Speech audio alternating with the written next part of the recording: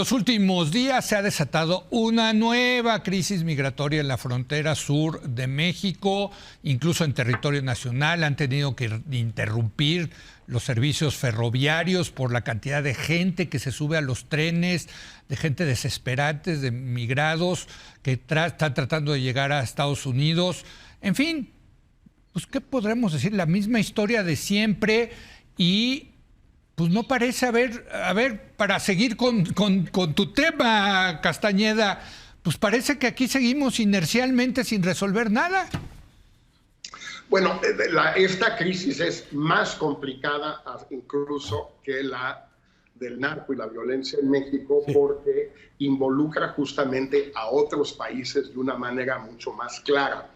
La actual crisis, esta que trae unas 2 semanas, digamos, de surgimiento, primero empieza con el famoso tapón de Darién, por donde han cruzado este año ya 360,000 personas, según las autoridades panameñas, solo hasta agosto, mientras que el año pasado apenas fueron 250,000 todo el año.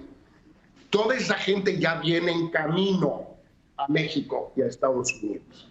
Esa gente ya cruza el tapón porque se ha vuelto mucho más fácil cruzar el tapón. Ya no hay tapón. Porque lo hayan pavimentado, ya no hay tapón. ¿Por qué? Porque hay ONGs y empresas, hay un largo reportaje en el New York Times hace un par de semanas, donde explican que, bueno, quieres que te carguen al bebé, pagas. Quieres que te carguen tu maleta, pagas. Quieres comer, pagas. Quieres que te carguen para cruzar el río, pagas. Pero hay gente a quien le pagas. Antes no había quien pagarle. Sí, sí. Cargabas al bebé, la maleta, y pasabas nadando y te comían los tiburones y los cocodrilos y no sé qué. Todo. Ahora ya no. Bueno, entonces es más fácil pasar. Entonces pasa más gente. Es caro, pero se puede antes de morir. Segundo, están entrando más a México. Los que vienen de América del Sur, pero también los de Centroamérica, Guatemala, Honduras, El Salvador, principalmente, Salvador un poco menos, Nicaragua en grandes cantidades, más todos los cubanos que llegan a Nicaragua donde no se les pide visa.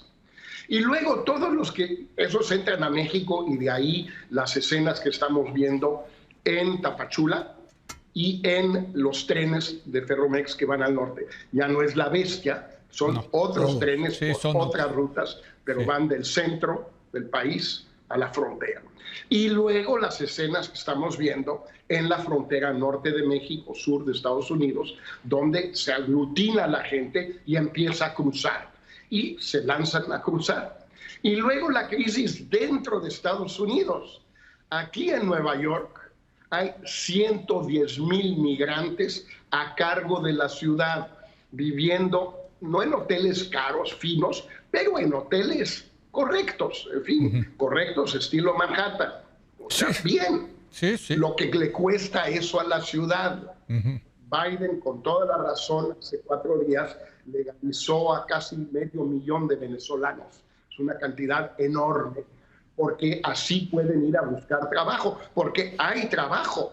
Lo que no había eran permisos de trabajo y esta gente no podía trabajar. Bueno, entonces, si vemos, es América del Sur, el Caribe, Centroamérica, México y Estados Unidos. Pues es una presión imposible de controlar, de manejar y está reventando por todos lados. Imposible. No hay realmente ninguna buena solución salvo legalizar los flujos en Estados Unidos, lo más posible en México, y que Estados Unidos, la sociedad norteamericana, acepte que necesita toda esta gente para realizar trabajos, empleos que los norteamericanos no quieren. Porque todos se encuentran trabajo, todos. Y acá en México también. Yo estuve en Tijuana el viernes pasado y hay pleno empleo, hay de hecho un problema de empleo. Están felices con los haitianos que se pusieron a chambear. ¿Ah, sí? No, felices. Lo han hecho muy bien los haitianos. Y dicen, no, están, que vengan, que les den chance a los centroamericanos de trabajar, Ana Laura, ¿no? O sea, este es un debate que también tenemos que tener aquí de este lado de la frontera, ¿no? Sí, a mí me parece, cuando veo la crisis migratoria, es de un drama humanitario que no Sí. tiene. O sea, cuando ves niños, mujeres, ay, es dolorosísimo, extorsionados, esperando o sea, ¿cómo administrar ese problema sin que revisemos bien qué está pasando en las economías de América Latina, digamos? Pues son un desastre. O sea, es Y son de impos- izquierda, perdón Y que son- les diga, pero, o sea, el sueño bolivariano más bien ha ¿Izquierda sido... o derecha? O sea, ¿Bukele qué es? No, Bukele ya no está expulsando. No, bueno, pero en fin. Pero generalmente son Cuba, es Venezuela, es Nicaragua, ¿no? Y todo, o sea, lo que sí, o sea, Sí. o sea, Venezuela particularmente Cuba, pero también Honduras, también Sí, Salvador, bueno, Nicaragua no tienen. Y Nicaragua. Sí, y ese es un dictador, más que Sí. de derecho, ese es un dictador, ¿no? Pero lo que quiero decir es que no es fácil pensar una solución. O sea, todas No, estas no. personas no tienen lugar en el planeta. No tienen territorio, no tienen trabajo, no tienen forma de pensar en su futuro. ¿Qué vamos a hacer? Porque son muchísimos. Pues, ¿qué vamos a hacer? Muchísimos. Pues legalizarlos. Donde haya chamba, pues hay que admitirlos. ¿Cómo se va regulando ese mercado laboral? ¿Cómo lo insertas en las economías norteamericana, mexicana? Es muy complicado porque es muchísimo. Pues empiezas a legalizar allá y empiezan a correr más gente. Por digamos, cierto, o sea. también hay que decirlo, 1/3 de los que están llegando a Estados Unidos alrededor son mexicanos, siguen siendo mexicanos. ¿Tú nada más legalizarías? 40%. 40%, ahí está. ¿Nada más legalizarían?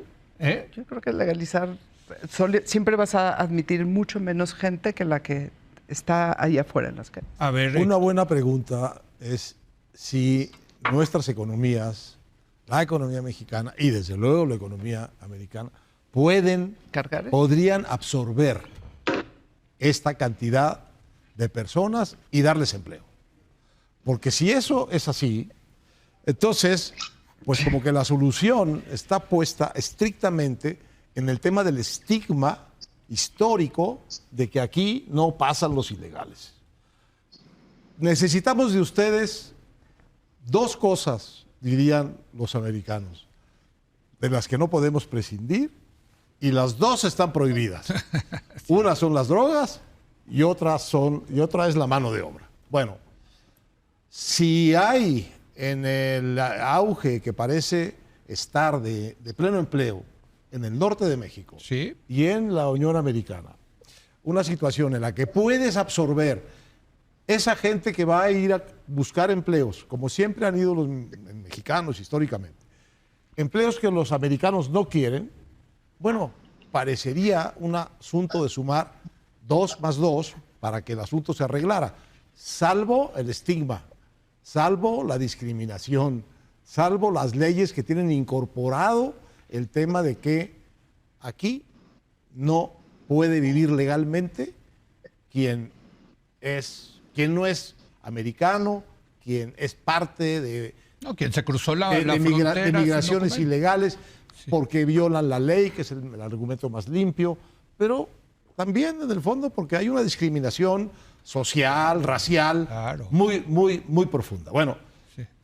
¿qué les está pasando a los americanos? Que el tubo este que viene del Darién tiene cada vez más gente adentro, entonces lo que están volviendo en Estados Unidos es ese tubo una materia de política local republicana contra demócrata. Estos 110,000 que tienen en Nueva York ahorita los Sí. demócratas, se los están mandando Sí. los republicanos del sur. Texas. Se los mandan. ¿Ustedes están de acuerdo en que hay esta migración? Pues ahí les van. Y no sé, Jorge, pero lo último que leí es que ya el alcalde de Nueva York está pidiendo Frías, está diciendo ya no podemos Eso es lo que va a tolerar pasar. más. Entonces, ¿cuántos más pueden tolerar? Eso es lo que va a Sí, pasar. totalmente. El mercado no va a Javier, absorber qué tanto. tema, mano, qué bárbaro. Sí, yo creo que no es un tema meramente económico, porque hasta ahorita creo que nos hemos enfocado en la dimensión económica y claramente y están relacionados, pero son dos temas distintos, por lo menos analíticamente. Hay un tema de violencia en muchos de estos países, ¿no? También, y por tienes eso razón. mucha de esta migración, a diferencia de la inmigración histórica, que eran jóvenes en busca de trabajos, aquí son familias y a veces niños sin familias. Ahí están los mexicanos. Muy importante. Entonces, Ahí están los mexicanos que están migrando a Estados Unidos, son de zonas violentas. Sí, ¿no? Sí. Entonces, no es meramente un tema económico, Sí. es un tema más complejo porque también están llegando familias enteras o niños solos. Eso añade otra dimensión. Totalmente. Tristemente, los demócratas no son tan promigrantes como fueron en el pasado, desde Clinton, sobre todo desde Obama, pero crecientemente la postura demócrata es cada vez menos promigrante. Entonces, no solamente están todos estos factores que expulsan, sino que cada vez más en Estados Unidos un ambiente político mucho menos dispuesto a recibir, ya sean trabajadores o familias o niños sin sus familiares, etcétera, etcétera. Yo ya no hablaría de crisis, yo creo que este es un estado medio permanente, Ese es un buen hacia adelante. punto. Es un buen Hombre, a veces empeora, a veces mejora. Sí. También se visualiza más por una cuestión electoral y se visualiza menos cuando no es un tema electoral, etcétera, etcétera. Pero yo esto lo veo como una de las variables permanentes y México como un país que va a seguir siendo durante un buen rato un país expulsor, pero también un país de Receptor. tránsito. Y receptor. Y como resultado del endurecimiento de la frontera estadounidense, receptor, por default y a veces porque sí quieren, ¿no? Bueno, entonces sí, me parece muy bien que ya no le llamemos crisis migratoria, sino la constante migratoria. Pero el volumen lo hace crisis. No, pues, De repente O sí sea, hay ahorita el momentos. volumen Ahí va, es tal sí, que sí, lo sí. hace crisis. O sea, ¿cuántas personas Leo. están varadas en Sí, distintos... un último comentario rápido, Jorge, porque nos tenemos que ir a Sí, pausa. mira, dos cosas importantes aquí. Uno, no estamos condenados a tener un Instituto Nacional de Migración corrupto, violento, violador, ladrón. Sí, no diría el peor del mundo, pero ahí se va. O sea, realmente es de nivel mundial. Y un jefe Garduño, básicamente un asesino de los 40 incinerados en Ciudad Juárez, pero que ahora quería Eso es muy reparar el daño, pagando los daños al edificio. Hasta un juez mexicano de esos que le gustan a Ana Laura tuvo que batearlo porque pues sí llega como el colmo, ¿no? Bueno, les arreglo el edificio, con tal, me he robado tanto durante el sexenio que me alcanza sin ningún problema. Esa es una realidad. La otra es que también hay que ser en México más sensibles a las aberraciones. No resultó el plan, pero por razones políticas. Estados Unidos, el embajador Salazar quería dejar como su legado un consulado norteamericano en Oaxaca, en la ciudad de Oaxaca, para vigilar el sureste, para poder ahí atender a los migrantes que solicitaban visas, solicitaban citas, etcétera. Pues primero el gobierno de Estados Unidos dijo que costaba una fortuna, que estaba loco y que no se lo iban a hacer. Bueno, entonces pidieron especies de consulados móviles o agencias consulares de Estados Unidos. Primero la querían poner en Villahermosa, pues como hay elecciones en Tabasco, el gobernador actual y el jefe político de Tabasco, no sé cómo se llama, no me acuerdo bien cómo se llama, en fin, es el de Tabasco, dijo que los muy locos iban a juntar a miles y miles de cubanos y haitianos y venezolanos en Villahermosa en año electoral. Entonces, pues, ahí tampoco. Luego en Tapachula, pues en Tapachula tampoco. También hay elecciones. Entonces, ¿por qué no? Y que ya hay muchos.